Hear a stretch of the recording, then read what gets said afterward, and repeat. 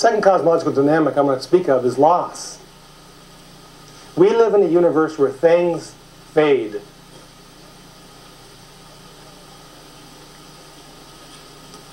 One thing about our universe, it has tremendous demands. Just tremendous demands. Just imagine, 4 million tons of hydrogen is demanded every second, right now.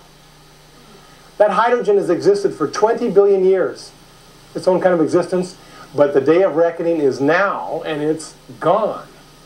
It's used.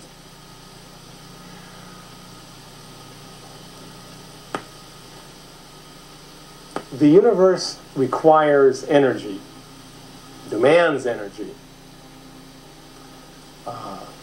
and takes it, uses it, absorbs it. And that's where we find ourselves, in that kind of universe. Reflect on the cost of your existence. I have a Japanese therapy where they spend a week reflecting on this. They do it within the human realm.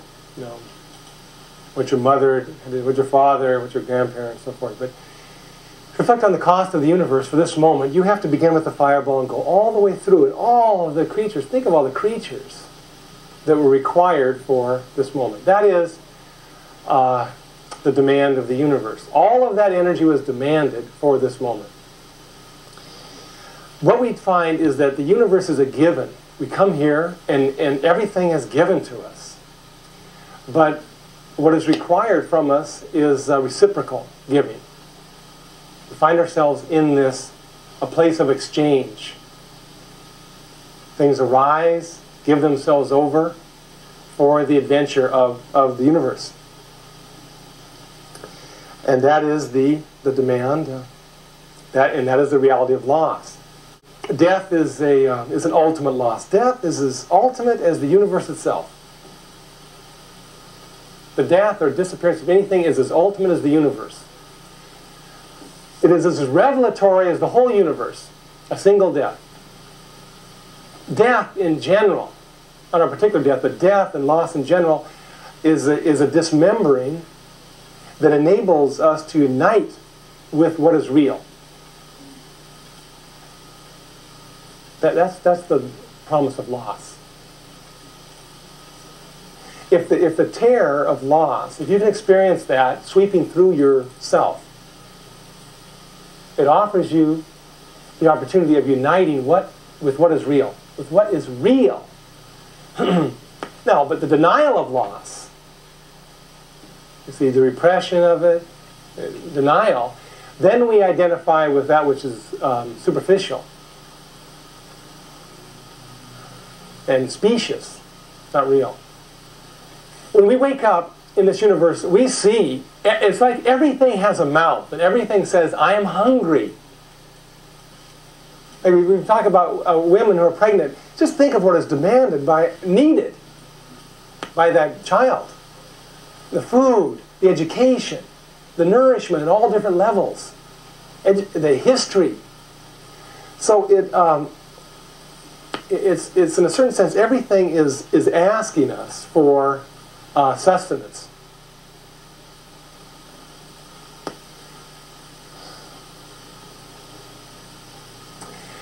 But who is asking, really? I discover I have these needs too, myself, these desires. I'm human. What is at the root of these desires? In a real sense, I didn't create these desires. I wake up hungry, but I didn't make up that desire. I didn't make up the hunger. In a real sense, it's the universe that is desiring. I'm really a witness to myself as the universe with this desire. You see what I'm saying? We wake up in a universe with these needs and these desires. And in a deep level, where's the root? Well, the root of the desire is ultimate mystery. All creativity has a cost. Everything that happens has an energy requirement. That's the scientific law we're speaking about here. Loss. But I want to approach it now via the tribal perspective and to show what they captured that we can benefit from. This is the way they say it. Things disappear because God is in need. the same. We're talking about the same universe here. Notice a different tone. The second law of thermodynamics. All creativity has an energy requirement. The primal. Things disappear because God has a need. Well, I'm suggesting you learn to see these two statements as being simultaneously the same thing. Creativity has an energy requirement. Well, what is energy? Energy is a numinous reality. It's not something physical. It's something physical and psychic already. So the reason things disappear is because mystery has a need for things disappearing. That's the cosmological dynamic of loss. Mystery has a need. Mystery is in need. Where's mystery? Where's mystery? Mystery's everywhere. That's what I was trying to indicate with where my desires. Who is that desiring? Well, it's myself. This also bottoms out into mystery. The universe, for the tribal people, the universe is a place for becoming God's food. What is interesting is that it's the universe just as it is. So that the very structure of the universe is fashioned so that we can become God's food, or real food. The difficulties then, and somehow the terror of loss, is required for us to become interesting food. And what is demanded then is to live life in a way that is ennobling, because in that life is the entrance into eternity.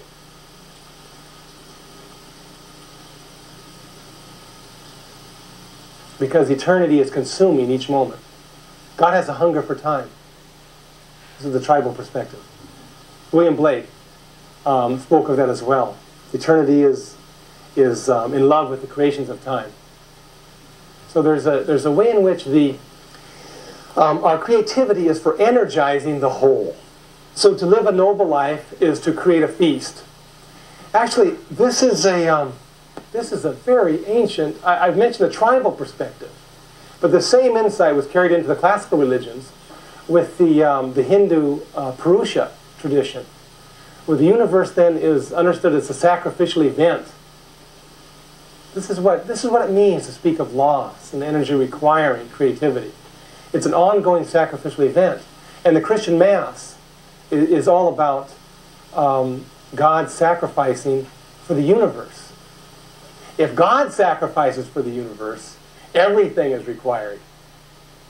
Even God is required for the energy of the universe. Everything is required. The denial of loss, okay, is a refusal to enter into the sacrificial event of the universe. What I'm saying is this. Our lives should be devoted to an understanding that everything is lost. Everything is lost anyway. And that our destiny is to participate in the feast.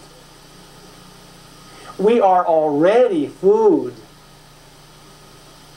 We don't think of ourselves, like, see, we talk of ourselves as being the top of the food chain. We are already food. And each moment we're feeding.